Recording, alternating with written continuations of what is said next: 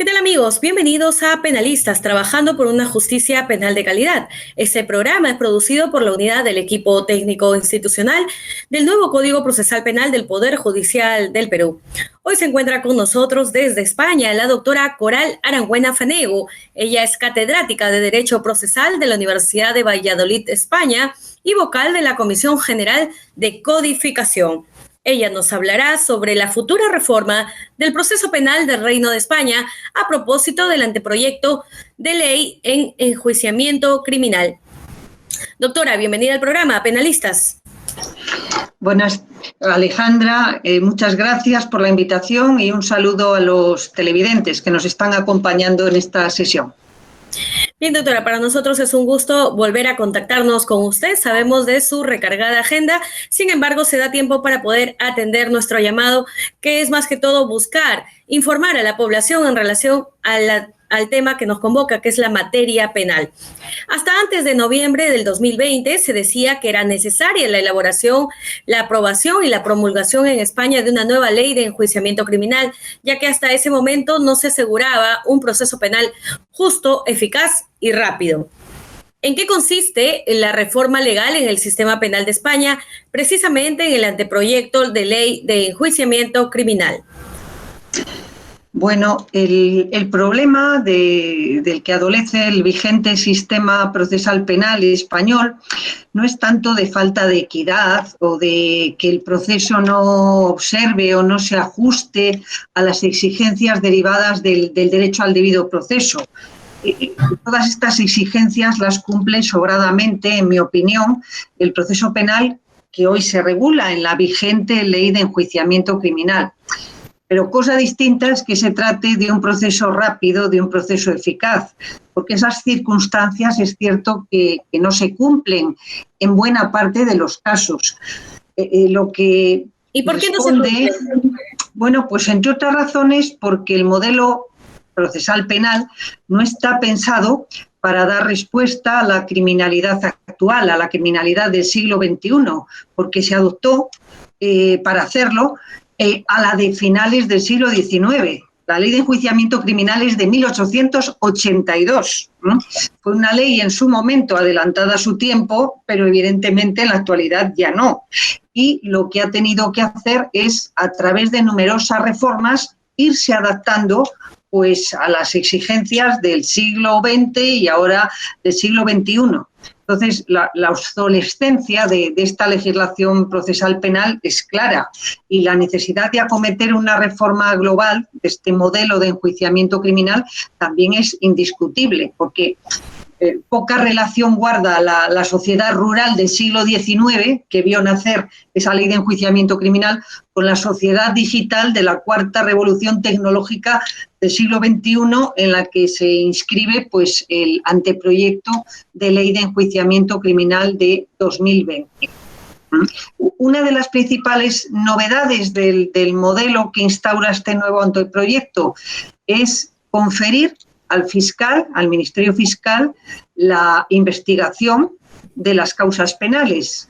En la actualidad llevan a cabo los órganos judiciales, los jueces de instrucción.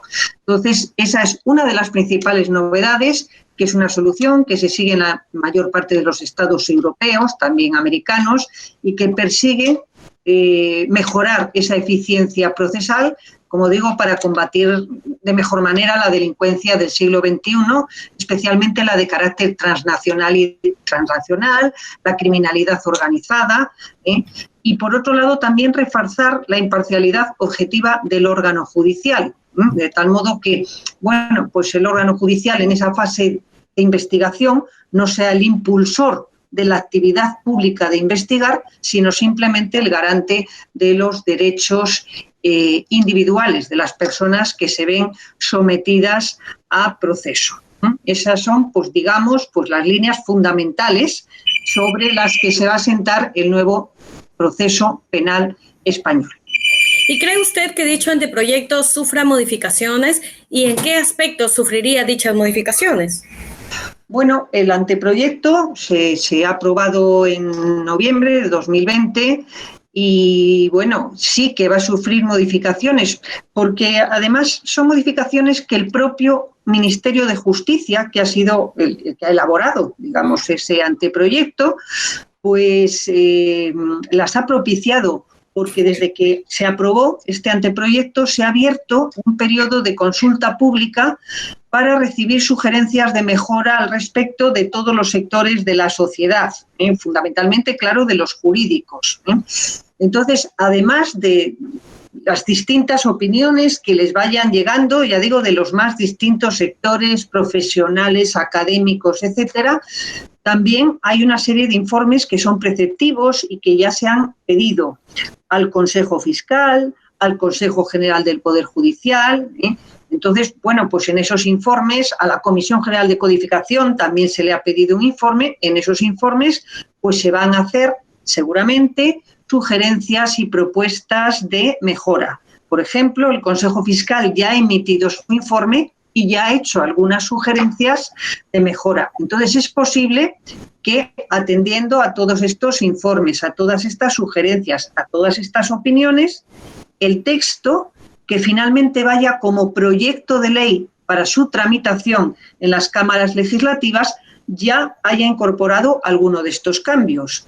Y, además, durante la tramitación legislativa de la futura ley, pues se introducirán, por vía de enmiendas de los distintos grupos parlamentarios, pues modificaciones. Entonces, es muy posible que el texto que hoy se conoce pues sea algo distinto, mucho o poco, ya veremos, del texto que finalmente y ojalá en su momento se apruebe. Y en la futura reforma del proceso penal de España se ha considerado la función del fiscal como parte importante en este proceso, precisamente en cuanto a la dirección de dirigir una investigación criminal. Sí, ya he dicho que esta es una de las principales novedades de este anteproyecto. Es decir, esta primera fase de investigación, que va a ser una fase preprocesal, que se confiere su dirección al Ministerio Fiscal, cambia el sistema que teníamos o que tenemos todavía en la actualidad como regla general en nuestra vigente ley de enjuiciamiento criminal, en la que la instrucción, de momento, hoy, por regla general, la tiene un juez, el juez de instrucción. Se entiende que, confiriéndole la dirección de la investigación al Ministerio Fiscal, es algo más operativo por la estructura del Ministerio Fiscal, por esa estructura jerárquica, ese modo de trabajar distinto que tienen. Además, bueno, pues tenemos en este momento, creo que la opinión generalizada es que esto conviene hacerlo. Es decir, esa atribución al Ministerio Fiscal de la dirección de la investigación es algo que ya está admitido como necesario y como conveniente. Basta para reparar en esto que a este anteproyecto de 2020 le precedieron dos anteproyectos o dos borradores de texto procesal, uno en 2011 y otro en 2013, que no llegaron a aprobarse. Pero ambos, que fueron elaborados estando en el gobierno partidos políticos absolutamente distintos, uno de carácter socialista en 2011, otro de carácter el Partido Popular hacia la derecha en 2013, bueno, dos de un socialista y conservador, ambos coincidían en la misma idea. Es decir, esos dos anteproyectos daban, por supuesto, este punto de partida. Entonces, eso ya es algo admitido. Pero además, conviene que esto, y me parece que es acertado que se haga, entre otras cosas, por una circunstancia. Porque en la actualidad ya, desde 2000, desde el año 2000, tenemos para el enjuiciamiento de menores de edad, tenemos un proceso penal en el que la dirección de la investigación se atribuye al fiscal y el juez de menores actúa como un juez de garantías en esa fase. Es decir, ya lo hemos ensayado con la jurisdicción de menores. Pero es que además, en la actualidad, en 2021, ha entrado en vigor la Fiscalía Europea. La Fiscalía Europea, esto es una institución que se ha creado en el seno de la Unión Europea y que para determinados delitos, los delitos que afectan a intereses financieros de la Unión Europea, Se va a seguir en la fase de investigación una investigación a cargo de la Fiscalía Europea, a cargo de la Fiscalía Europea. Por lo tanto, va a instruir un fiscal europeo delegado. Si hay un delito de estos que se han cometido y que hay que investigarlo y, en su caso, enjuiciarlo desde España, quien va a investigar va a ser un fiscal, porque nos lo exige ese reglamento de la Fiscalía Europea. Por lo tanto, ya tenemos, es decir, vamos a tener dos modelos conviviendo en la actualidad, y esto es un poco complicado. Para una categoría de delitos muy específica, instruye el fiscal europeo delegado. Para el resto de delitos, para la mayoría, y mientras no se apruebe este anteproyecto de ley, seguiremos con un modelo de juez de instrucción. Entonces, bueno, pues conviene que de una vez por todas se unifique esta solución. Doctora Arangüena, ¿se podría decir que ahora con esta propuesta que se tiene en España es semejante a la que vivimos actualmente en nuestro país con este nuevo modelo procesal penal donde la participación la tiene el fiscal en todo lo que es la investigación criminal? Supongo que sí, que es similar. Es decir, la fase de investigación que se diseña aquí en este anteproyecto la dirige el fiscal. Junto a él se sitúa un juez de garantías, un juez de garantías que es el que va a acordar, el que tiene que acordar todas las medidas que sean restrictivas o limitativas de derechos fundamentales y que le están vedadas al Ministerio Fiscal. Entonces, es una investigación dirigida por el fiscal, pero, digamos, controlada de alguna forma por ese juez de garantías que adoptará resoluciones importantes como pueden ser medidas cautelares, actos aseguratorios de la prueba, etc. Esa es la solución que se adopta. Bien. Sí. En el mencionado anteproyecto de ley de enjuiciamiento criminal se ha limitado la intervención del juez de garantías a la tutela de los derechos y libertades fundamentales que puedan verse comprometidos durante la investigación. Hacemos una pausa, doctora, y volvemos con su respuesta. Perfecto.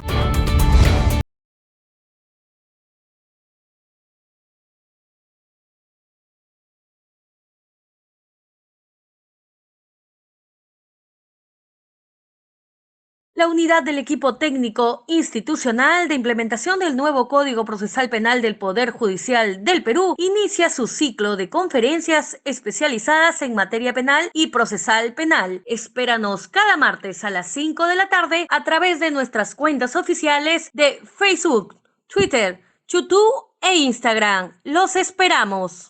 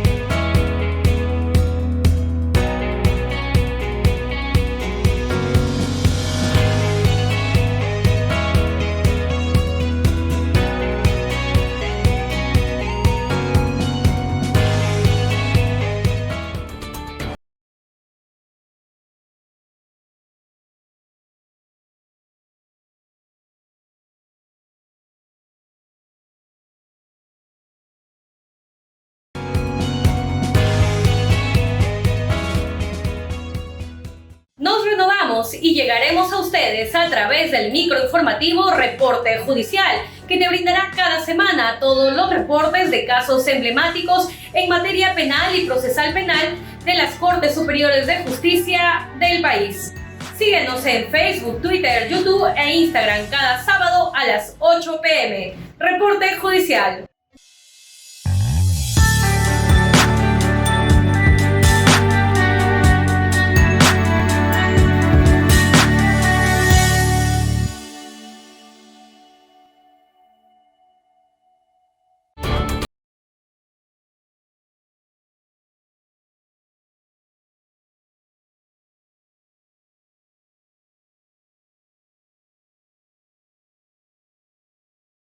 Tornamos nuevamente con la doctora Coral Arambuena, quien desde España nos viene hablando de la futura reforma del proceso penal del Reino de España. Y bien, a propósito del anteproyecto de ley de enjuiciamiento criminal, dejamos en el aire una pregunta, que era si se ha limitado la intervención del juez de garantías a la tutela de derechos y libertades fundamentales que puedan verse comprometidos durante la investigación. Su respuesta. Sí, efectivamente, el modelo que sigue el anteproyecto, pues en esta primera fase, en esa fase de investigación, se le va a atribuir al fiscal, pero va a desarrollar su investigación bajo un cierto control judicial, porque si para desarrollar su investigación son necesarios actos de injerencia, esos actos de injerencia están sujetos a la autorización judicial. Por lo tanto, el fiscal tendría que acudir al juez de garantías con los elementos que acrediten la necesidad de practicar esa diligencia o de acordar una determinada medida cautelar, como puede ser, por ejemplo, la prisión o una medida cautelar patrimonial, etcétera. También se tiene que dirigir, pues, si se quiere acordar el secreto total o parcial de las actuaciones. Y luego, por otro lado, pues en todo momento, pues tanto el fiscal, pero también la defensa y las acusaciones podrán tener acceso al juez de garantías, por ejemplo, para obtener el aseguramiento de una fuente de prueba, siempre que exista un riesgo objetivo de pérdida que hay que impedir, que no se puede demorar. Y luego también las impugnaciones de algunas decisiones del fiscal, que son impugnables, se realizan también ante el juez de garantías, en aquellos casos pues, que estén expresamente señalados en la ley. Bien, y se ha previsto en esta reforma retocar otras normas, en especial el estatuto orgánico que tiene el Ministerio Fiscal y la ley orgánica del Poder Judicial. Sí, desde luego. Se trata de reformas que de modo indispensable tienen que acompañar a la nueva ley de enjuiciamiento criminal. Lo que pasa es que hubiera sido conveniente que estas reformas o estas propuestas de reforma se hubieran presentado y se hubieran realizado al mismo tiempo que este anteproyecto de ley, porque difícilmente puede tenerse una visión realista y de conjunto del nuevo sistema procesal penal que se pretende diseñar en este anteproyecto si se desconoce pues, cuál es el modelo de tribunales que se pretende implantar. Se sabe que se van a implantar unos tribunales de instancia, una nueva estructura judicial, pero no se sabe bien cuál es ese modelo que se pretende implantar. O el modelo de Ministerio Fiscal, porque resulta indispensable una reforma orgánica del Ministerio Fiscal para dotarle de mayor independencia, para minimizar su dependencia que hoy, con el vigente estatuto orgánico del Ministerio Fiscal, todavía tiene del Ejecutivo. Entonces, son reformas necesarias, desde luego, pero que no se han acometido todavía. No hay un proyecto de reforma de la Ley Orgánica del Poder Judicial, no hay un proyecto de reforma, un anteproyecto de reforma del Estatuto Orgánico del Ministerio Fiscal, aunque se sabe que se tienen que realizar y que se realizarán antes de que se apruebe esta ley o de que entre en vigor, mejor dicho, esta ley. ¿Y se ha incluido la acusación popular de los partidos políticos y también de los sindicatos en el nuevo proceso penal español? Bueno, la acusación popular y la acción popular tiene reconocimiento constitucional en España. Está reconocida en el artículo 125 de la Constitución como una de las formas de participación ciudadana en la administración de justicia. Por lo tanto, la acción popular se tenía que regular. Está desde 1882, además, regulada en el seno de la Ley de Enjuiciamiento Criminal, tiene encaje constitucional y el nuevo anteproyecto de Ley de Enjuiciamiento Criminal también la recoge.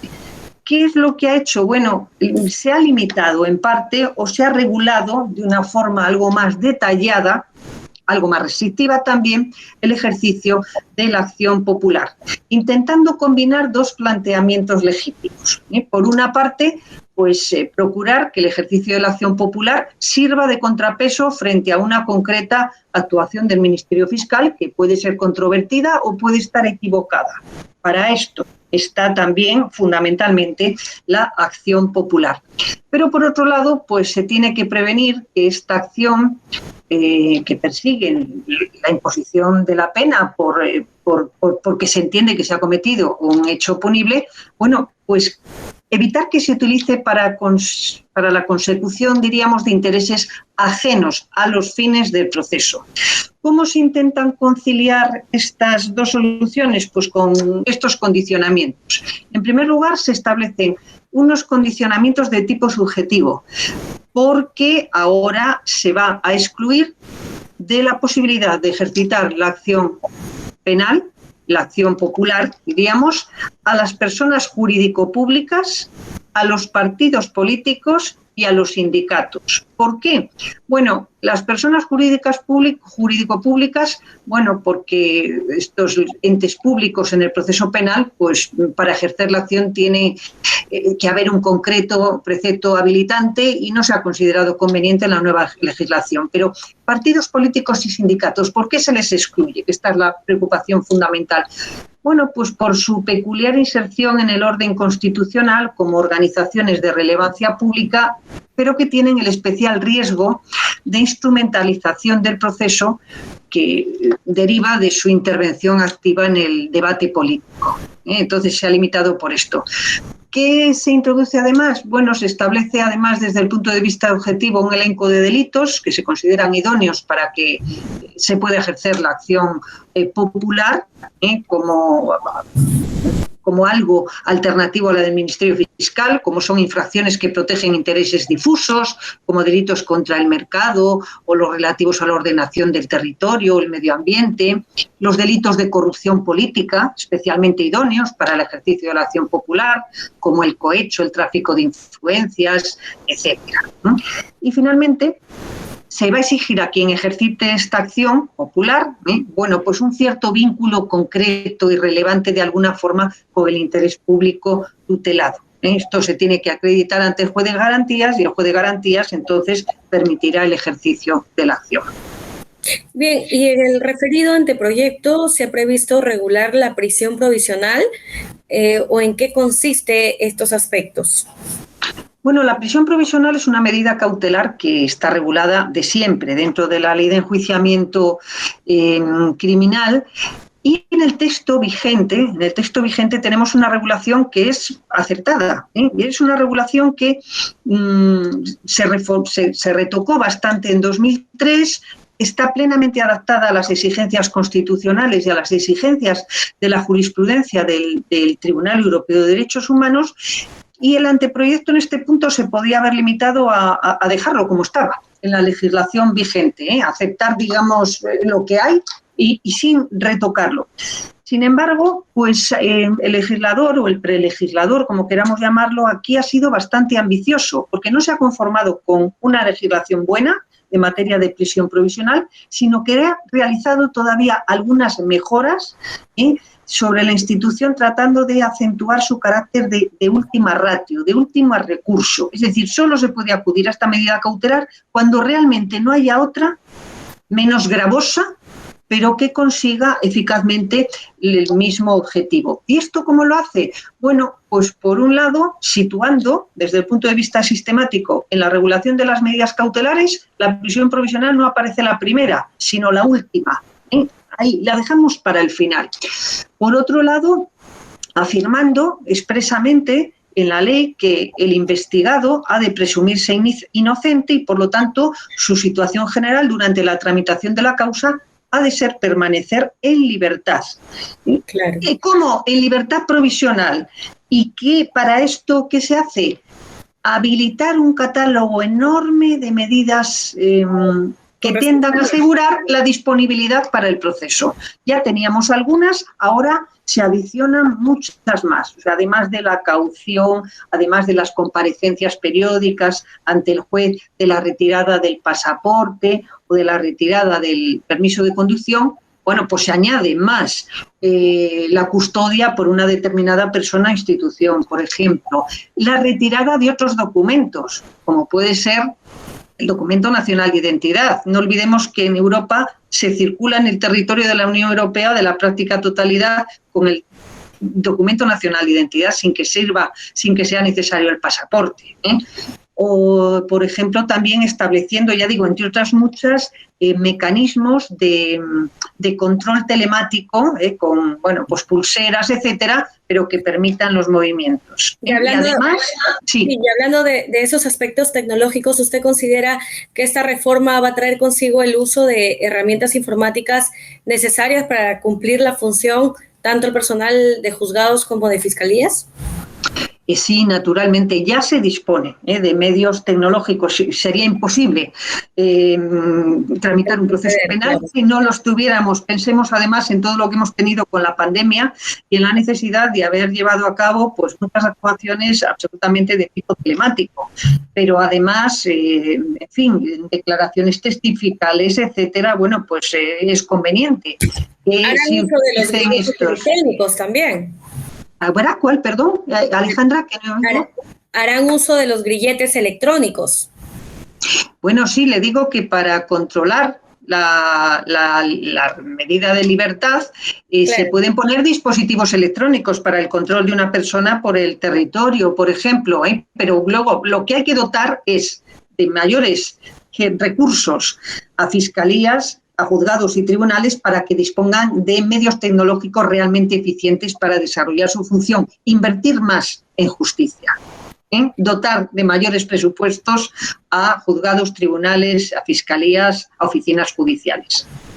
En este anteproyecto se ha previsto principios procesales como la celeridad procesal para evitar la ralentización de los procedimientos y la misma impunidad. Sí, bueno, pues la celeridad es uno de los principios procesales básicos que informan el nuevo modelo, para cuya realidad pues se han establecido mecanismos de distinto tipo.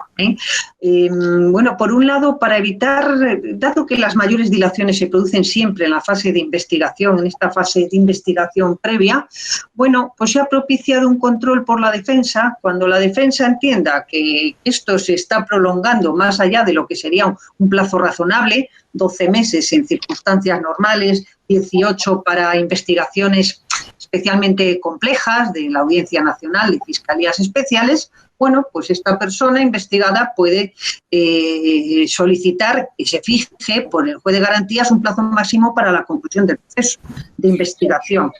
Y luego, sí. Una última pregunta. ¿Actualmente existen cuestionamientos a la gran reforma del proceso penal que prepara el gobierno español? Bien, cuestionamientos. Estamos esperando, como digo, estamos esperando a que se emitan los informes preceptivos de distintas instituciones. He hablado, por ejemplo, del Consejo Fiscal o he hablado del Consejo General del Poder Judicial. Entonces, ¿qué es lo que puede suceder? Bueno, pues que en estos informes se hagan críticas o sugerencias de mejoras. Conocemos ya, como he dicho, el informe del Consejo Fiscal, mes de julio de 2021, y a su juicio, pues el proceso que diseña, sobre todo en la fase de investigación, no lo considera todo lo ágil que debería ser. Entonces, hace críticas de ese tipo. Hace críticas también porque, a juicio del Consejo Fiscal, en la fase de investigación, el control por parte del juez de garantías es excesivo, a su juicio.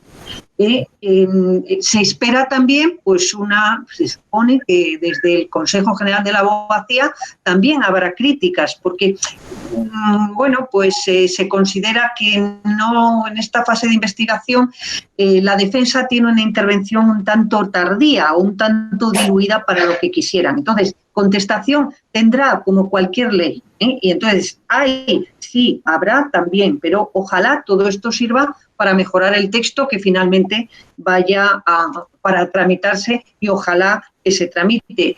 Advierto una cosa, el propio anteproyecto prevé una vacatio legis de 6 años.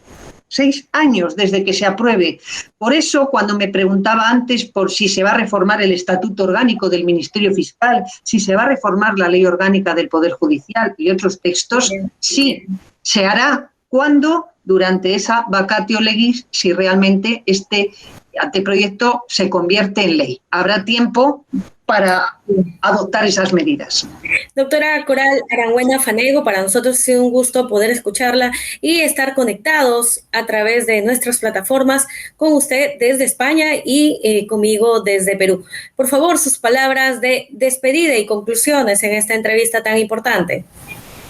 Bueno, pues un saludo para todos los que me han escuchado. Espero que les haya resultado de interés estas consideraciones sobre ese anteproyecto de ley de enjuiciamiento criminal que, como digo, ojalá con las modificaciones, cambios, etcétera, que sean convenientes, se convierta en algún momento en ley, porque realmente estamos necesitados de un texto procesal penal adaptado a las exigencias de una sociedad del siglo XX.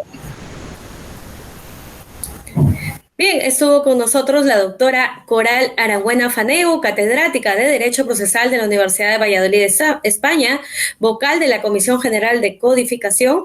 Nos habló sobre la futura reforma del proceso penal del Reino de España, a propósito de un anteproyecto presentado de ley de enjuiciamiento criminal. Nos reencontramos próximamente. Muchas gracias.